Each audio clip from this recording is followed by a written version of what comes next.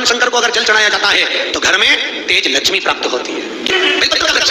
जिसके यहाँ लक्ष्मी नहीं मिलती हो, पैसा घर में नहीं आता होगा, बहुत चिंता लगी रहती हो, लक्ष्मी से जुड़ी हुई, व्यापार से जुड़ी हुई, पैसा आई नहीं, बहुत मेहनत कर रहे हो। सोमवार 5 सोमवार बेलपत्री के पेड़ के नीचे एक घी का दिया लगाना चालू कर दीजिए। शाम के साथ थोड़ी सी मिट्टी बेलपत्री के पेड़ के नीचे उठा कर लिया, घर के अंदर लाकर इतनी सी मिट्टी लाकर पटक दीजिए। 5 सोमवार करके देखो, छठे सोमवार करने की जरूरत नहीं पड़ेगी। 5 पुष्प, 5 बेलपत्र, 5 दुर्वा और 5 पात्र मतलब 5 लोटा जल। ये कोई साधारण नहीं। जिन बच्चों के विवाह में देरी हो रही हो, बेटा बेटी के विवाह में देरी हो रही हो, या सफेद आंकड़े की जड़ तुमरुका जी के नाम से बांधने के बाद भी गर्भ नहीं ठहर रहा, तो 5 दुर्वा, 5 पुष्प और 5 लोटा जल सोमवार के दिन शिव जी के मंदिर में प्रातः के समय पर बाबा को 1 बेलपत्र, 1 दुर्वा, 1 पुष्प, 1 लोटा जल। श्री शिवाय नमस्तुभ्यम। दोस्तों हर हर महादेव। कैसे हैं आप? आशा करती हूँ सब ठीक होंगे और सुरक्षित होंगे। दोस्तों पूज्य गुरुदेव की कथा सुन करके और समझ करके मैं सोमवार के बहुत सुंदर से 2 उपाय लेकर के आई हूँ। अगर आपके घर में धन संपदा की कमी है, धन संपदा आपके यहाँ आ नहीं रही है, व्यापार नहीं चल रहा और लक्ष्मी की बहुत ज्यादा कमी हो रही है, बहुत कष्ट आ रहा है, तो पूज्य गुरुदेव ने बहुत सुंदर सा उपाय बताया है। एक उपाय बताया है पूज्य गुरुदेव ने कि अगर आपके यहाँ संतान की प्राप्ति नहीं है, संतान नहीं हो रही या बच्चों के विवाह नहीं हो रहे, 30 के हो गए, 35 के हो गए, और संतान अगर आपने तुमरुका जी की आंकड़े की जड़ वाला उपाय भी कर लिया फिर भी आपके यहाँ संतान नहीं हो रही है, तो मात्र एक ये उपाय जरूर करके देखिएगा। बहुत सुंदर सा और अचूक उपाय बताया है। चलिए जानते हैं दोस्तों इन उपायों के बारे में।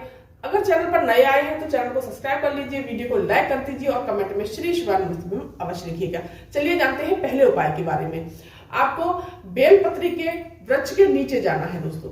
ये उपाय मात्र आपको 5 सोमवार करना है। पूज्य गुरुदेव ये कहते हैं कि 5 सोमवार करने से ही आपके यहाँ धन संपदा लक्ष्मी की प्राप्ति होगी और जो भी व्यापार नहीं चल रहा होगा, नौकरी व्यवसाय से जो भी दिक्कतें होंगी वो सब दूर हो जाएंगी और अपने आप लक्ष्मी की आवक होना शुरू हो जाएगी। बेलपत्री के वृक्ष के नीचे जाना है आपको। बेलपत्री के वृक्ष के नीचे एक जल का पात्र ले जाइए जिसमें से आप जल भरते, अपने रसोई से जहां से आप जल पीते हैं वहां पर जाकर के वो जल समर्पित कर देना है आपको। श्री शिवाय नमस्तुभ्यम मंत्र का जाप करते हुए इस प्रकार से जल समर्पित कर देंगे। फिर वहां पर चंदन लगा देंगे। चंदन लगाना है बेलपत्री के वृक्ष से। फिर चावल लगाने हैं, मीठा जो लेकर के गए हैं मीठा समर्पित कर देना है, जो भी पूजा की सामग्री लेकर के गए हैं वो समर्पित कर देनी है और फिर वहीं पर थोड़ी देर बैठना है और एक दीपक प्रज्वलित कर लेना है। दोस्तों दीप प्रज्वलित करना है। एक बात का विशेष ध्यान रखना, बेलपत्री के वृक्ष की ओट में, उनकी छाया में बेलपत्री की वृक्ष की तरफ मुख करके आपको बैठना है और बिना आसन के बैठना है।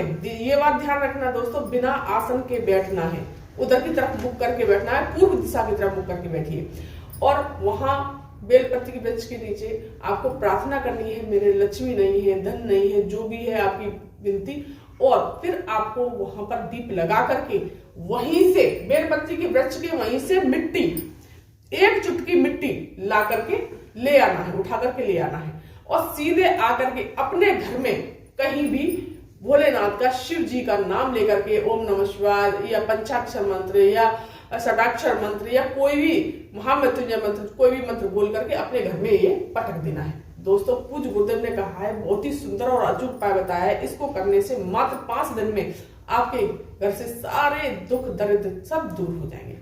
तो दोस्तों ये थी जानकारी पहले उपाय की। अब चलिए जानते हैं दोस्तों दूसरा उपाय। दूसरा उपाय बहुत ही सुंदर और अचूक उपाय है। आपको क्या चाहिए? 5 दुर्वा चाहिए, 5 बेलपत्री चाहिए, 5 सफेद पुष्प चाहिए और 5 पात्र ही आपको जल चाहिए। तो दोस्तों आपको पहुंच जाना है देवादेव महादेव के शिव मंदिर, लेकिन जल अपने रसोई से जिस परंडे से आप जल पीते हैं उसी में से ले जाना है। इससे वास्तु दोष, पितृदोष और कालसर्प दोष दूर होता है। आपको वहां पहुंच करके सबसे पहले क्या करना है? भोलेनाथ को प्रणाम करना है और उत्तर दिशा की तरफ मुख करके खड़े हो जाना है। जिनके संतान नहीं है और उन्होंने तुमरुका जी की आंकड़े की जड़ वाला उपाय भी कर लिया फिर भी उनके संतान नहीं हो रही है या बच्चों के विवाह हो ही नहीं रहे हैं, बहुत संकट जा रहा है, तो सबसे पहले हम एक बेलपत्री को समर्पित करेंगे शिवलिंग पर, श्री शिवाय नमस्तुभ्यम मंत्र का जाप करते हुए।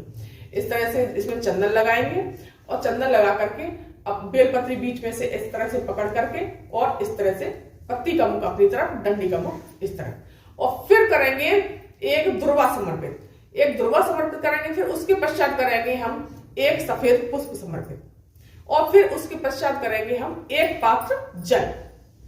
तुमरुका जी के नाम से करना है दोस्तों, एक पात्र जल समर्पित करेंगे तुमरुका जी के नाम से। फिर आपको एक बेलपत्ती समर्पित करनी है, और फिर आपको एक दुर्वा समर्पित करनी है, एक पुष्प समर्पित करना है, और फिर आपको एक पात्र जल समर्पित करना है दोस्तों। इस तरह से आपको 5 बार इसी प्रकार से समर्पित करना है। लेकिन एक बात का विशेष ध्यान रखना, एक बार हमने बेलपत्री, दुर्वा, सफेद पुष्प समर्पित कर दिया तो इसका मतलब ये नहीं है कि लगातार करते। मैं आपको सिर्फ उपाय बता रही हूँ तो मैं तो लगातार करूंगी, लेकिन आपको वहीं पर 1 मिनट 2 मिनट रुकना है, भोलेनाथ से प्रार्थना करनी है, श्री शिवाय नमस्तुभ्यम या पंचाक्षर या षडाक्षर मंत्र का या महामृत्युंजय मंत्र का जाप करते जाना है। फिर दोबारा से ये प्रक्रिया शुरू करनी है। बेलपत्र समर्पित करना है, फिर दुर्वा समर्पित करनी है, फिर आपको सफेद पुष्प समर्पित करना है, फिर एक पात्र जल समर्पित करना है तुमरुका जी का नाम लेकर के। दोस्तों बहुत ही सुंदर और अचूक उपाय बताया है। पश्चात जब आप समर्पित कर देंगे भोलेनाथ से, वहीं पर थोड़ी देर बैठेंगे, प्रार्थना करेंगे। इसको समर्पित करने के पश्चात आपको चंदन लगा देना है। चंदन लगाने चावल लगा दीजिए, जो भी पूजा की सामग्री है आप समर्पित भाव से, श्रद्धा भाव से करिए। निश्चित ही भोलेनाथ आपकी सुनेंगे, निश्चित ही भोलेनाथ आपकी मनोकामना पूरी करेंगे। और जो जल बह करके जा रहा है उस जल को अपनी हाथ की अंजनी में ले लेना है, और तुमरुका जी का नाम लेकर के ओम नमः शिवाय श्री शिवाय नमस्तुभ्यम मंत्र का जाप करते हुए वही उस जल को खड़े होकर के आचमन कर लेना है। आचमन करते हुए सीधे अपने घर चले आइए। दोस्तों पूज्य गुरुदेव कहते हैं ये सोमवार के दिन अगर लगातार आपने 4-5 सोमवार कर लिया तो निश्चित ही आपका गर्भ जरूर ठहरेगा, और भोलेनाथ आपको जरूर ही संतान सुख की प्राप्ति कराएंगे। और अगर जिन बच्चों की विवाह नहीं हो रहे होंगे उनको विवाह संपन्न कराएंगे। तो आपको फिर चंदन वंदन जो भी पूजा की सामग्री है वो कर देनी है। बस इस प्रकार से आपको करना है। और अगर ये वीडियो, ये जानकारी आपको पसंद आई हो तो मेरे चैनल को सब्सक्राइब कर दीजिए, वीडियो को लाइक कर दीजिए, और कमेंट में श्री शिवाय नमस्तुभ्यम अवश्य लिखिएगा। धन्यवाद।